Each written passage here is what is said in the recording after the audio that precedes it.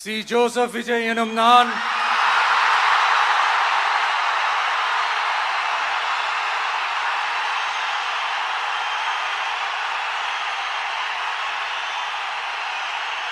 சட்டப்படி அமைக்கப்பெற்ற இந்திய அரசியல் அமைப்பின்பால் உண்மையான நம்பிக்கையும் மாறா பற்றும் கொண்டிருப்பேன் என்றும் இந்திய நாட்டின் ஒப்பில்லாத முழு முதல் ஆட்சியையும் ஒருமையையும் நிலை நிறுத்துவேன் என்றும் தமிழ்நாட்டு அரசின் முதலமைச்சராக உண்மையாகவும் உளச்சான்றின்படியும் என் கடமைகளை நிறைவேற்றுவேன் என்றும் அரசியல் அமைப்பிற்கும் சட்டத்திற்கும் இணங்க